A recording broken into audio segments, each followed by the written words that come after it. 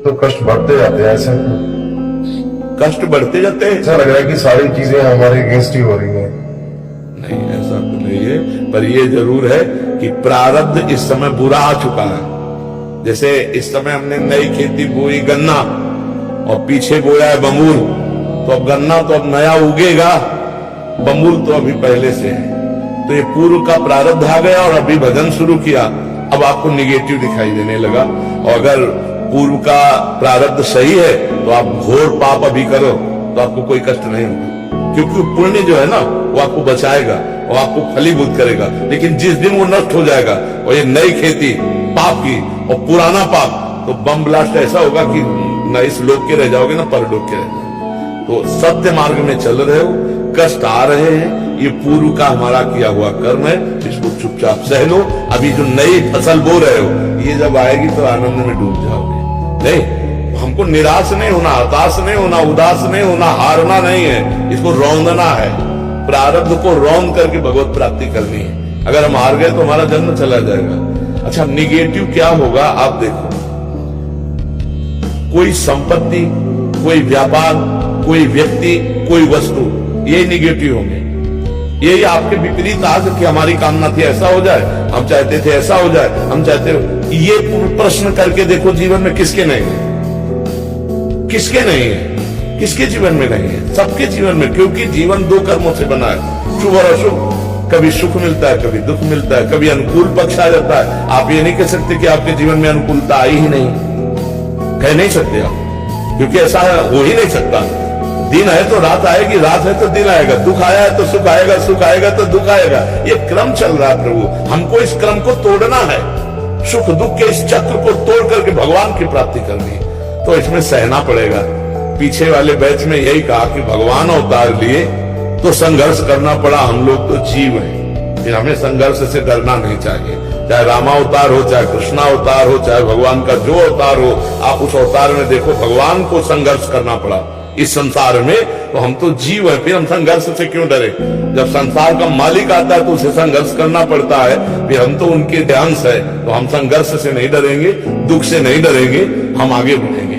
आगे बढ़ो, नाम मत छोड़ना, नाम मत छोड़ना। नाम छुटाने के लिए माया आपको ऐसा दर्शन करा रही है कि नाम जब से शुरू किया तब से बुरा, कभी कभी संयोग लग जाता है। जैसे अब कल से आपका बुरा प्रारब्ध शुरू है, अब आज आप सत्संग सुने, कल से गीता भागवत सब लेके घर गए और विपत्ति सुन, ये मरा वो, ये तो ये हुआ है। जब से भागवत आई है घर में, जब से गीता, जब से सत्संग सुना है, चैन खो गया। गंगा जी में पधराओ, ये है माया भगवान की।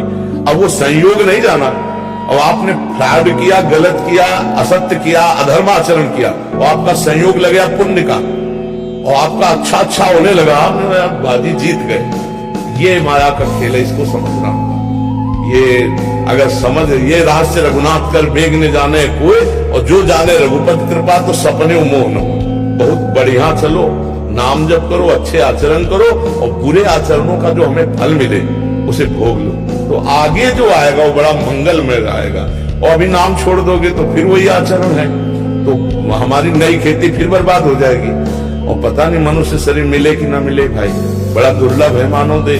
तो हमें लगता है राधा राधा तो बोलते रहो, चाहे दुख में हो चाहे सुख में हो, आगे बड़ा मंगल होगा। हम लोग आगे के लिए वर्तमान में कष्ट सह लेते हैं। एक आदमी लेबरी कर रहा था हितधाम में, तो दोपहर के कड़क धूप, और वो बीड़ी पीने लगा, तो उसका जो क्या कहते हैं, जो काम ठेकेदार, वो आया, उसको गाली दी, वो काम में लग गया। वो जब चला गया तो उसके पास गए, हम आप इतनी मेहनत करते हो, गाली दे रहा था, आप जवाब नहीं दे सकते। बोले बाबा शाम के 500 रुपया मिलेंगे, अगर उससे हम गाली के बदले गाली देंगे, थप्पड़ मार के भगा देगा, तो 500 रुपए के लिए वो धूप सह रहा है और गाली सह रहा है।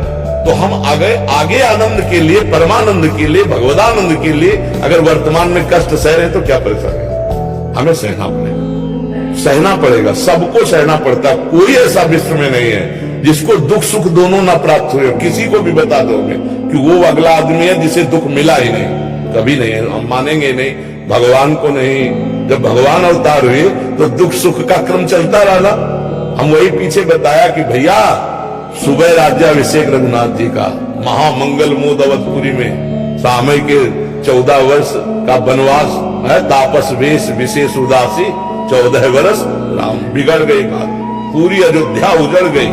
14 वर्ष तड़प तड़प के अयोध्यावासी भगवान के विरह में जिए, 14 वर्ष। और कहा था राम राजा बनने वाले, आनंद मंगल छा रहा था।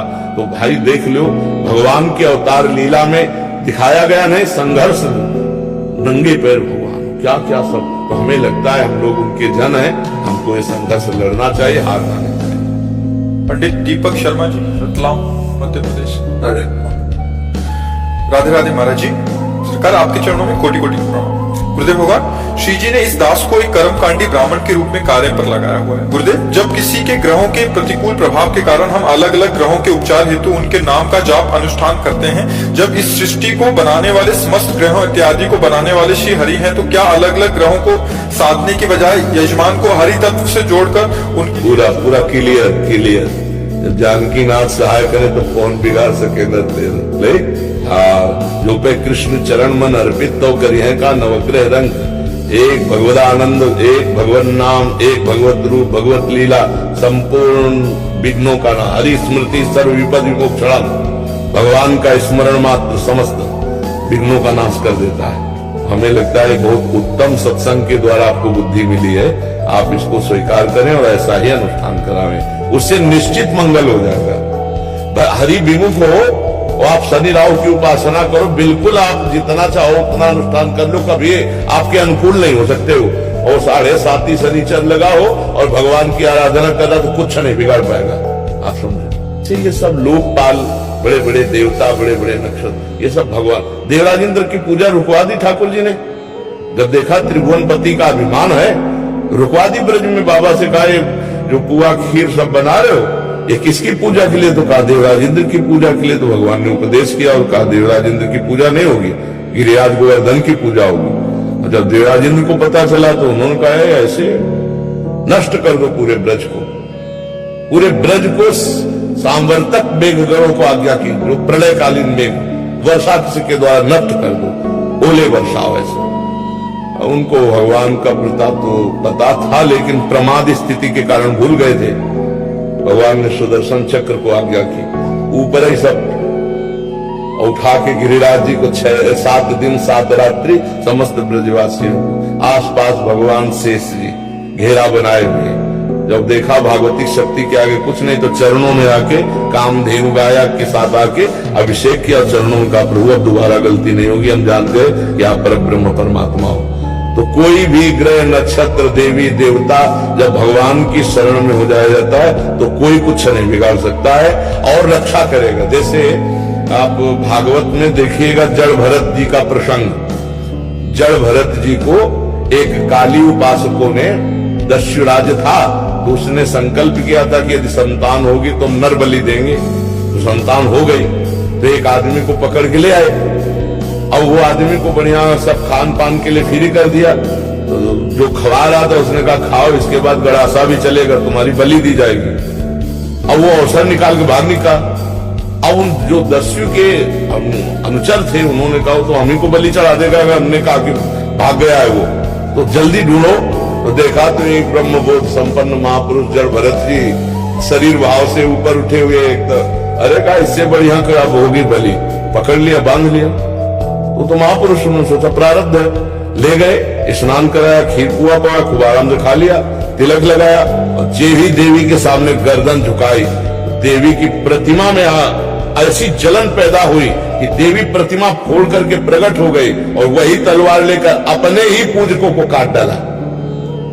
जड़ भरत जी के प्रसंग में देखना, जो भगवान का भक्त है, जो ब्रह्म ज्ञानी है, उसको कोई ग्रह नक्षत्र देवता उसका कुछ बाल बाका नहीं कर सकते, क्योंकि सब में ब्रह्म बुद्धि रहती, भगवत बुद्धि रहती। तो हमें लगता है सही उपचार यही, हरि स्मृति सर्व विपद विमोक्षण। समस्त दुखों से बचने का उपाय एकमात्र भगवान के चरण है। चरणों का चिंतन करना ही समस्त दुखों से मुक्त होना है। ऐसे भगवान से विमुख रहो, चाहे जितना आप किसी को अनुकूल करने की कोशिश करो, कोई जहां पर कृपा राम की हुई ता पर कृपा करे सब कोई, यह सिद्धांत समझ लेते, बहुत उत्तम बात है।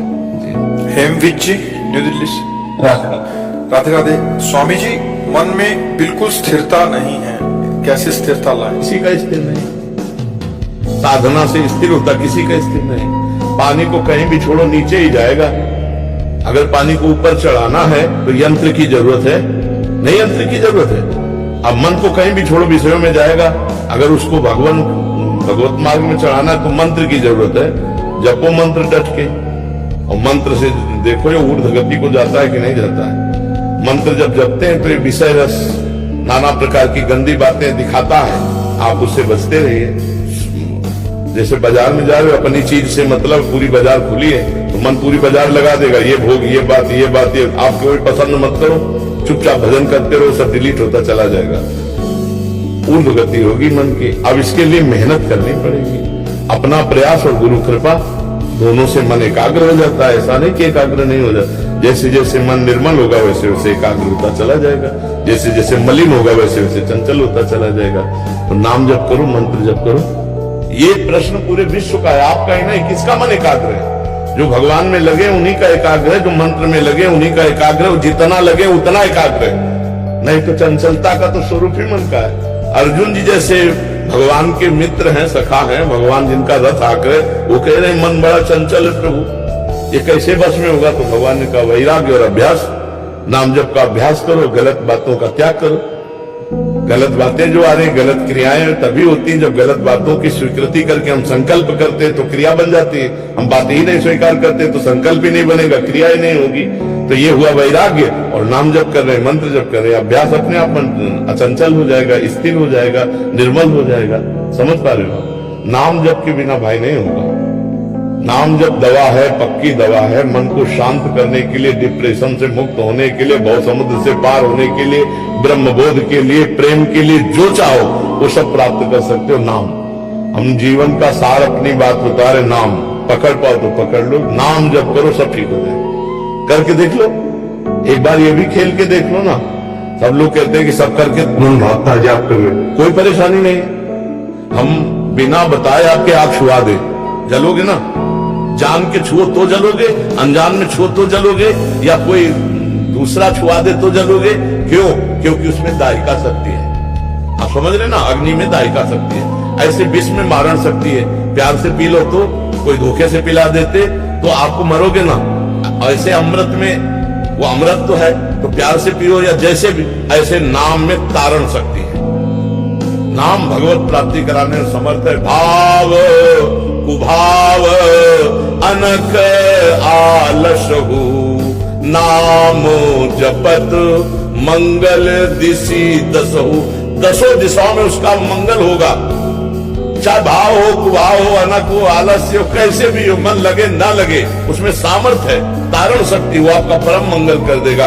दसों दिशाओं में कहीं भी हो, ऊपर नीचे अगल बगल सब जगह आपका मंगल होगा जब नाम चल रहा है। इससे मुझे लगता है मन की चक्कर में नहीं पड़ना चाहिए कि मन लगे तो ही, मन लगे ना लगे, अपनी शक्ति का प्रभाव नाम दिखा के रहेगा। यह जिह्वागे वर्तते नाम तुभ्यम, जिसकी जिह्वा के अग्रभाग पर नाम विराजमान है। राम कहो, कृष्ण कहो, हरि कहो, राधा कहो, जो नाम प्रिय हो, आप देख लो आपका मंगल होगा कि नहीं। हम अपने विश्वास से कहते हैं, अपने जीवन भर के अनुभव से कहते हैं, महापुरुषों के अनुभव से कहते हैं कि नाम के बिना मंगल नहीं हो सकता। नाम के बिना मंगल नहीं हो सकता, गर्जना करके कहते हैं। हाँ, तो ये तो हमारा जीवन धन है, हमारा प्राण है, हमारा सर्वस्व है। पर हम इसलिए कह देते हैं कि रुचि विभिन्नता के कारण किसी के ऊपर ऐसा नहीं। अगर कोई राम जपता है तो वही राधा है, वही राम है। कोई कृष्ण जपता है, कोई शिव जपता है, कोई माँ जपता है। हमारी दृष्टि में भेद नहीं। पर अगर हमसे पूछो तो हमें जो गुरुदेव ने दिया है वो राधा नाम मेरा जीवन सर्वस्व है। हाँ, राधा नाम, राधा राधा राधा, ये हमारा जीवन है, यही हमारा प्राण है। राधा नाम है जीवन हमारा। पूरा जीवन का सार बताओ, सब साधनों को करके, सब साधनों को करके। राधा नाम है जीवन हमारा। राधा नाम प्राण आधार है। राधा नाम है कर्ता विधाता। राधा नाम पालनहार है। राधा नाम सबका पूज्य है। राधा नाम का पूजन करें। राधा नाम के ही ध्यान से हम अपना शुद्ध मन करें। राधा नाम के जप ध्यान से प्रेम बढ़ता जाएगा। राधा नाम ही हमें प्रेम में निकुंज में पहुंचाएगा। सर्वोपरि वृंदावन धाम नौ निवृत्त निकुंज, सब कुछ इसी राधा नाम से प्राप्त है। राधा नाम सुधारसम रसितुम जिह्वात्म में विह्वला। राधा राधा राधा राधा, ये सर्वस्व है। अब जैसे कोई भगवान नाम और जब करता है तो मेरे भगवान के अनंत नाम है, सब नामों में सब में सामर्थ्य, तारण शक्ति, सब में ज्ञान शक्ति छुपी हुई है। जो नाम जप करो उसी से सब प्राप्त हो जाएगा।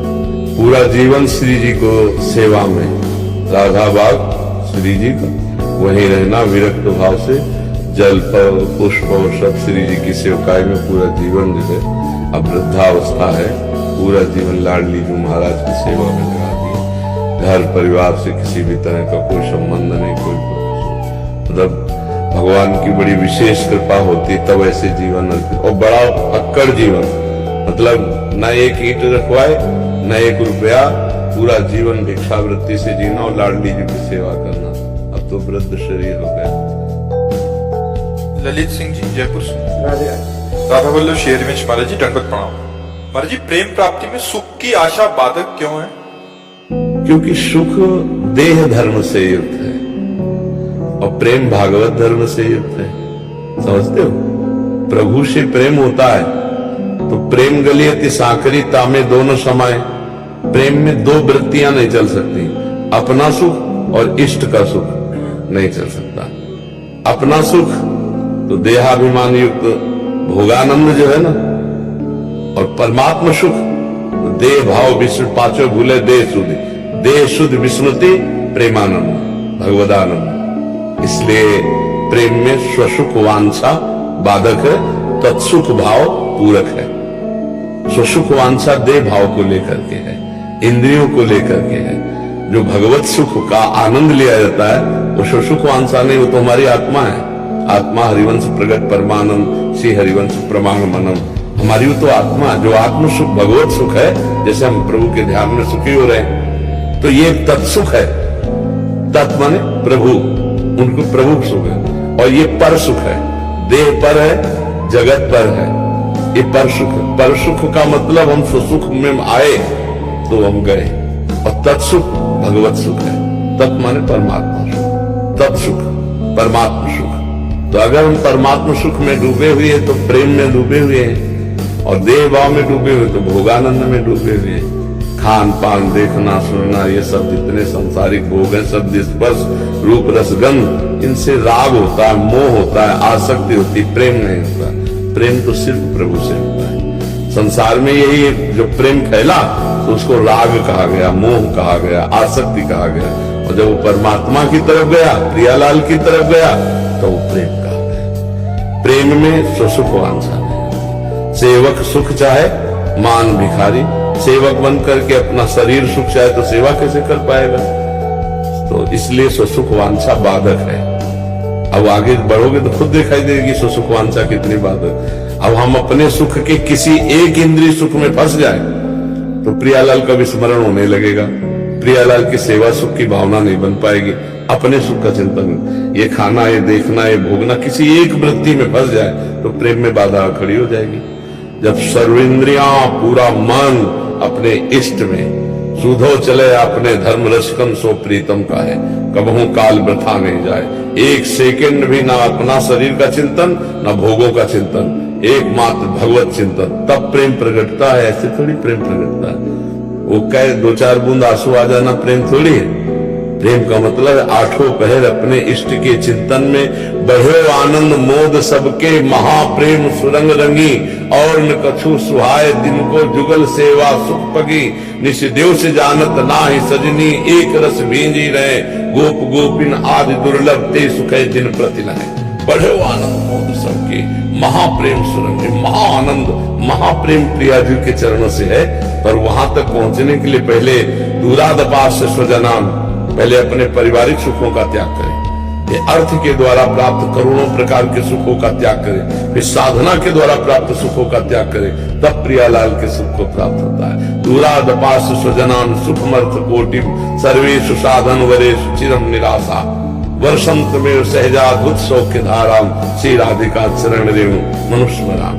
आप देखो, जैसे प्रियालाल की आप भक्त हो तो भगवत चर्चा हो रही है, अब यहाँ कोई विषय चर्चा करने लगे तो आपका मन जाएगा? नहीं जाएगा ना। एक इंद्री संभल गई। ऐसे हम प्रियालाल का ध्यान कर रहे हो, हमारे सामने कोई कितना भी प्रिय आवे अच्छा नहीं लगेगा। ऐसे ही प्रियालाल का उच्छिष्ट पार है तो हमें कोई अन्य भोग नहीं। ऐसे संपूर्ण इंद्रियां प्रियालाल में लग जाए तो सुख वांछा कर, फिर क्या सुख नहीं मिलता, क्या अपार सुख मिलता है। वो भगवत सुख है। विषय सुख त्याग की बात कही गई, समझ रहे हैं। विषय सुख को भोगने वाला भगवत प्रेम में नहीं जाता है। जो नहीं खान पान ते भावे है, नहीं कोमल वसन सुहावे है, सब विषय लगे ते खारा है, हरि आशिक का मग न्यारा है। नारायण हरि भजन में पांचों नो सुहाग, विषय भोग, निद्रा, हंसी, जगत प्रीति, बहुबात, ये अच्छा नहीं लगता प्रेमी जनों को। अपने आप से सुख वांछा का नाश हो जाता है। अब खूब चाहे खान पान सुख चाहे अपने, जिनको प्रेम छुअत नहीं सपने। जो हमें अच्छे अच्छे भोग मिले सर वो प्रेमी नहीं है, विषयी पुरुष है, भगवान की आड़ में वासनाओं का खेल खेल रहा है। समझ पा रहे आप। जगते भयो फिरे वैरागी, तब वृंदावन रस में अनुरागी। प्रियालाल के प्रेम में तब जब संसार का राग हटे तभी तो। अगर संसार के राग में फंसा है तो फिर प्रेम। समझ पा रहे हैं? कोई संशय? जब प्रेम में अष्ट विकारों का होना आवश्यक है। भैया जब बुखार आ जाएगा तो सारे लक्षण आ जाएंगे। वो होना क्या, करना पड़ता है क्या? विकारों का जो अष्ट विकार प्रेम के हैं वो विकार तो नहीं, वो तो निर्विकार है। और उनको कहा जाता है अष्ट सात्विक भाव कहे जाते हैं उसमें जो आता है। तो जब बुखार आएगा तो उसके लक्षण नहीं आ जाएंगे, तो जब प्रेम आएगा तो उसके लक्षण अपने आप आ जाएंगे। ये मतलब कोई हमारी क्रिया थोड़ी है, वो तो स्थिति है। जब प्रेम आता है तो प्रेम का स्वभाव होता है, वो एक भी कामना नहीं रहने देता। कामना रहितम, माया के 3 गुण है, गुण रहितम, सूक्ष्मतरम, अनुभव स्वरूपम, प्रतिक्षण वर्धमानम, ये प्रेम का लक्षण है। जहां प्रेम आया तो रुदुषस्वरम, वो भगवान के लिए रोता है, कभी नाचता है, कभी गाता है, कभी हंसता है। छिन छिन रुदन करंत, छिन गावत आनंद भरी, छिन छिन हार हसंत, ये जो कृपा हरिवंश की।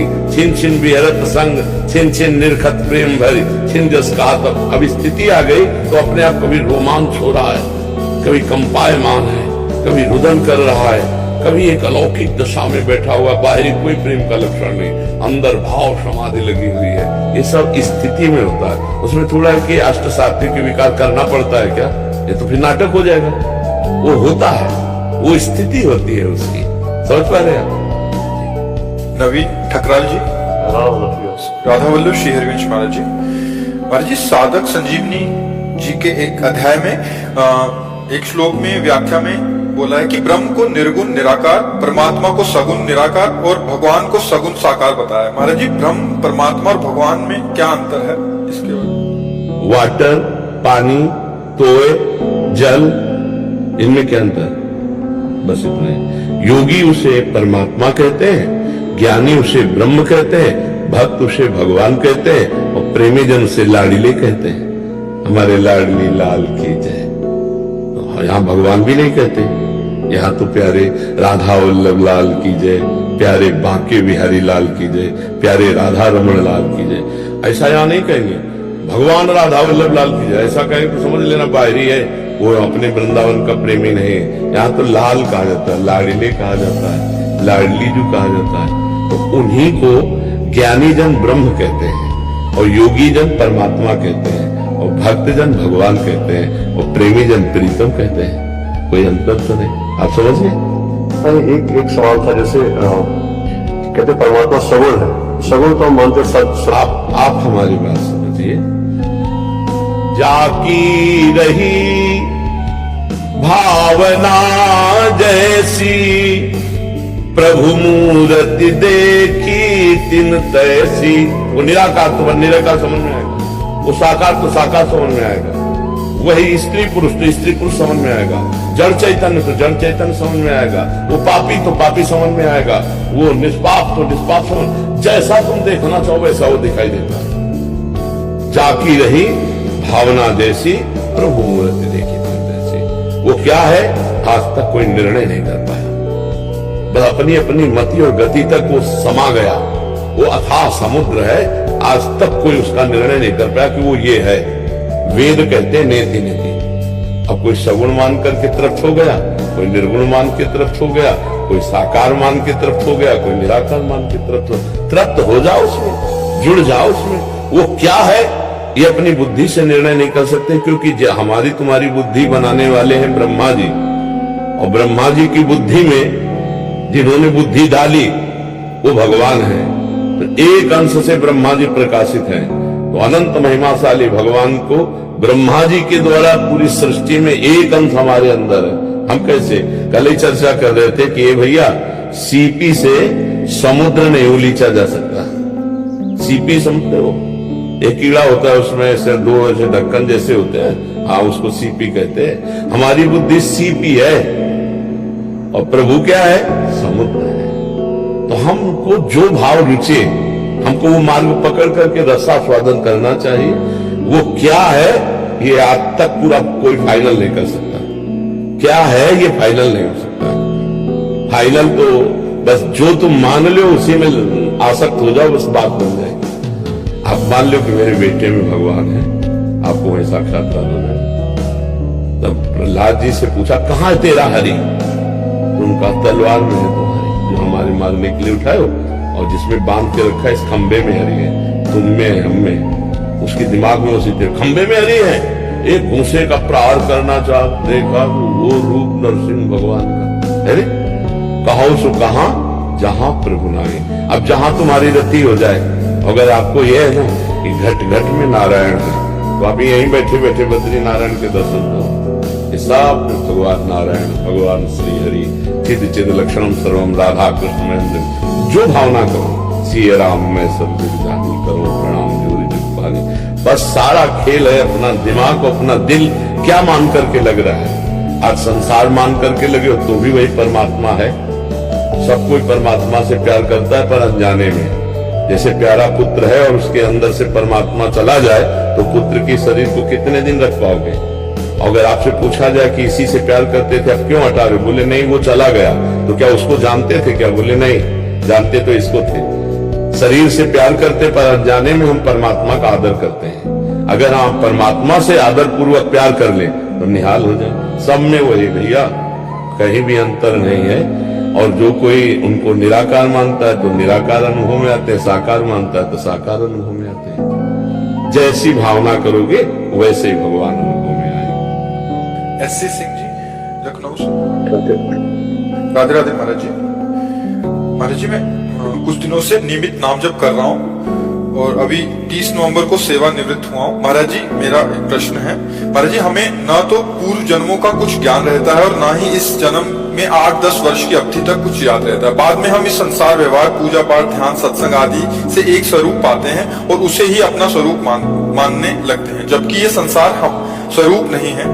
तो हमारा मूल स्वरूप क्या है? क्या प्रभु का अंश होने के कारण हमारा मूल स्वभाव प्रभु का ही है एवं पृथक कोई स्वरूप नहीं है? परंतु भगवत दर्शन होने तक हम एक काल्पनिक स्वरूप बना लेते हैं। आप कहते हैं कि हम मन काल्पनिक और भावनात्मक में अंतर। काल्पनिक सांसारिक बात होती है और भावात्मक भागवतिक होती है। हम भावात्मक स्वरूप करते हैं, हम भाव करते हैं, कल्पना नहीं। कल्पना संसार की होती है, भावना भगवान की होती है। पवित्र शब्द और उसको लाओ भावनात्मक। हम एक भावनात्मक मूर्ति बनाते हैं। हम स्कूल में जब पढ़ते थे तो मानी संख्या दी जाती थी, उससे सवाल हल हो जाता था। आपको पता है, मानी संख्या कुछ भी आप रख लो और सवाल हल हो जाएगा। तो ये संसार का जो प्रश्न है कि परमात्मा एक है पर वो अनेक रूपों में है। अब मानी संख्या आप मान लो, परमात्मा किसमें? माता में, पिता में, भाई में, बंधु में, गुरु में, पशु में, पक्षी में, दीवाल में, पत्थर में, लकड़ी में, जहां भी तुम मानो मानी संख्या मेरे परब्रह्म परमात्मा। अब सवाल हल हो जाएगा। एक जगह आसक्त हो जाओ मेरे श्री विग्रह में, कहीं भी परमात्मा भाव से, वो सब ये सारे रूप प्योर शुद्ध परमात्मा के हैं, प्योर, कोई मिलावट नहीं। जैसे हम किसी बात को समझाने के लिए खंडन और मंडन दो पद्धतियां अपनाते हैं। अन्वय व्यतिरेक, जैसे वेदांत है, अन्वय व्यतिरेक, ब्रह्म सत्यम जगन मिथ्या। इसके बाद ये नहीं है, ये नहीं है, पीछे देखो शब्द क्या आ रहा है, ये नहीं है। और ये नहीं है, ये नहीं है करते हुए जब पहुंचे जहां, तो फिर सर्वम खलविदम। अब बताओ, ये पहले ही था ना? ये अथू नहीं हुआ ना, पहले ही था। पर हमको दो पद्धतियां अपनानी पड़ती हैं राग के कारण। हमारा राग शरीरों से है, तो ये ब्रह्म नहीं है, वस्तुतः ब्रह्म ही है। अब आपको वो मूल अवतरण से बता रहे हैं। ब्रह्म मूल प्रकृति, त्रिगुणात्मिका प्रकृति, मूल प्रकृति से त्रिगुणात्मिका प्रकृति, फिर उससे महातत्व, महातत्व से अहंकार, अहंकार से त्रिगुण अहंकार, त्रिगुण अहंकार से ये सब पंचभूत आदि, और पंचभूतों में ये सब रचना देख रहे हो। जब समेटता है तो पंचभूत त्रिगुण अहंकार में, त्रिगुण अहंकार मूल अहंकार में, अहंकार महातत्व में, महातत्व त्रिगुणात्मिका प्रकृति में, त्रिगुणात्मिका प्रकृति मूल प्रकृति में, मूल प्रकृति में ब्रह्म। तो ये सब है क्या? वही तो परिवर्तित होता रूप में, रूपांतरण होता चला रहा है। तो सर्वम वासुदेवा सर्वम। अब बताओ कहां कहां हमें खोजने जाना, पर हमारा विश्वास नहीं है, हमारी श्रद्धा नहीं इन रूपों में, क्योंकि हमने पहले से सुन रखा है माया में रूप है, ये सब परिवर्तनशील है। तो अंदर जब हम अपने आप को ढूंढ नहीं पाए, कई साल हो गए आपको शरीर में रहते हुए? 61 वर्ष में एक सेकंड भी आप अपने से नहीं मिले। हाँ, इसकी खोज ही नहीं किया। रुपया की खोज की, पद की खोज की, प्रतिष्ठा की, दुल्हन की, बच्चा की सम्मान नहीं। सच्ची मानिएगा, आपने कभी व्याकुल होकर खोज ही नहीं की अपनी। अब अपनी खोज ना होने के कारण हम परमात्मा की खोज की तरफ कदम बढ़ाएं। ये ऐसा खेल है कि बीच में शीशा रखा है, जैसे तो दो दिखाई दे रहा है, एक मैं और एक ये। शीशा हटाओ तो केवल मैं। गीता गायक भगवान श्री कृष्ण कह रहे हैं, जब सृष्टि नहीं थी तो मैं था, जब सृष्टि नहीं रहेगी तो मैं ही रहूंगा, तो बीच में मैं ही मैं हूं। तो ये अंतःकरण चतुष्टय जो है, परिचय जानते हो? मन बुद्धि चित्त अहंकार अंतःकरण, ये दर्पण की भांति है। इसी में आत्मस्वरूप का प्रतिबिंब पड़ते हुए जो मैं है, वही हमें फंसाए हुए, वही हमें फंसाए हुए कि मैं स्त्री, मैं पुरुष, मैं ये। इसी मैं को मिटा दे, दर्पण हटा, तो शुद्ध मैं जो है वो ब्रह्म स्वरूप है, उसमें और परमात्मा में अंतर नहीं है। ब्रह्मविद ब्रह्म ही भवति। तो अगर ब्रह्म नहीं होता तो क्या किसी क्रिया से ब्रह्म बन जाएगा? गोस्वामी जी कह रहे जानत तुम्हें हो जाए, तो पहले से ही वही था, उसमें कोई परिवर्तन होता क्या? आत्मस्वरूप अपरिवर्तनशील है, वो चैतन्य घन है, वो एक रस है, वो चिदानंद है। बस ये बात है, वो जो है तत्त्वमसि, तत्त्वम असि, वही तो। पर ये सवाल हल नहीं हुआ अभी सवाल हल नहीं हुआ, अभी साधना करनी पड़ेगी। इसीलिए साधना करनी पड़ेगी, खूब संसार के चिंतन को छोड़कर भगवत चिंतन परायण रहो। कोई नाम ले लो गुरु से, कोई रूप ले लो भगवान का, तो मानी संख्या नाम रूप से सबका स्वरूप निराकार है। आपका कोई आकार थोड़ी है, आप जिस आकार को मानते हैं आप वही हो जाते हैं। नहीं, आपका कोई आकार नहीं, आपका कोई आकार नहीं। आप जो आकार दें, जैसे भक्ति में भी है तो सखा भाव, वात्सल्य भाव, शब्द समझना, ये क्या है? भाव है। तो जो भाव आरोपित करोगे आपका आत्मा वही हो जाएगा। आपने आरोपित किया कि मैं सखा हूं भगवान का, तो आत्मस्वरूप सखा हो गया। आपने आरोपित किया मैं दास हूं, तो दास हो जाएगा। आप आरोपित करो मैं वही हूं, वही हूं। आप जो चिंतन करेंगे और कोई चिंतन नहीं करेंगे तो जो है वो परमात्मा ही है। अब चिंतन करना सहज है हमारे लिए, अचिंत्य होना बड़ा कठिन है। अब देखो, चिंतन रहित होना बड़ा कठिन है, इसलिए हम इसको चिंतन में फंसाते हैं। भगवान के नाम रूप लीला धाम शास्त्र आज्ञा में तो धीरे धीरे चिंतन करते करते जब वे पवित्र होंगे तो अचिंत हो जाएंगे। मन बुद्धि जब तक मलिन तब तक चिंतन है, असत चिंतन के सत चिंतन। और जब वो मैं बचता है तो ना असत होता है ना सत होता है, ना असत होता है ना सत होता, कोई चिंतन। मेरा जो प्रश्न आगे था, जैसे मृत्यु के बाद आदमी का शून्य हो जाता है या उसका जो भाव बना रहता है, कुछ जो सच्ची पूरे संस्कार बने रहते हैं, पूरे संस्कार। जैसे मोर्चा के बाद जगेगा ना तो पूर्व का सारा याददाश्त जितनी भी है वो पुनः जागृत हो जाएगी। ऐसे ही हमारे जितने संस्कार कर्म है वो जागृत हो जाए। केवल ये हमें याद नहीं रहेगा कि हम पूर्व में किसके यहाँ थे और मनुष्य थे, पूरी आदतें, ये नहीं याद है।